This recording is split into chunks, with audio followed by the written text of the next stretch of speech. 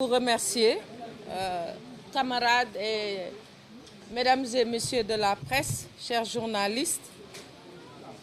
Nous sommes réunis ce matin pour faire un point de presse. Donc c'est une déclaration de l'APR SICAP qui porte sur la révision exceptionnelle des listes électorales.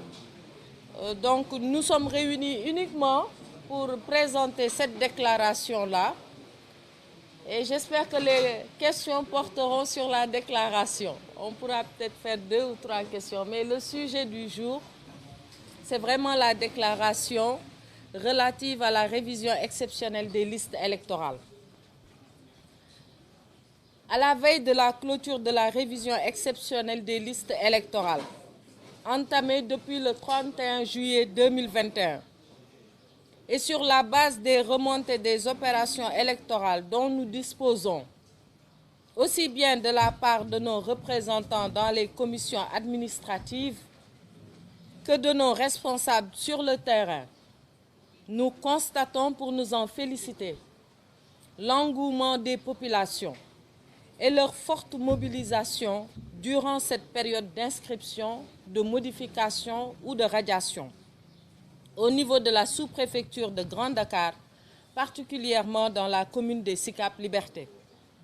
Malgré les quelques troubles constatés et accusations contre l'administration territoriale notamment, les agents n'ont pas faibli dans leur mission d'accompagner ce processus de révision essentiel pour la bonne marche de notre démocratie et permettre ainsi aux électeurs qui le souhaiteraient d'exprimer leur propre choix lors des élections territoriales à venir.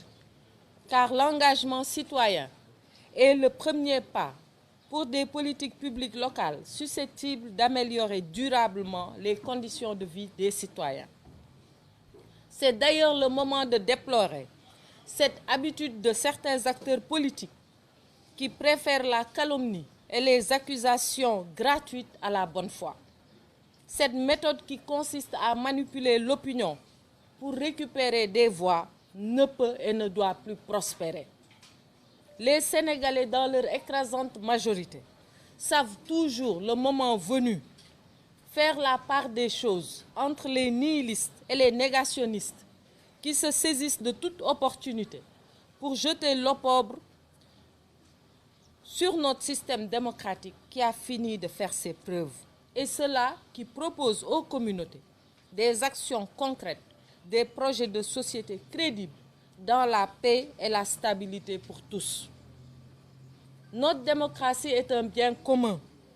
Il appartient à chaque acteur politique de convaincre les électeurs sur le terrain et non en affabulant à longueur de journée sur les réseaux sociaux.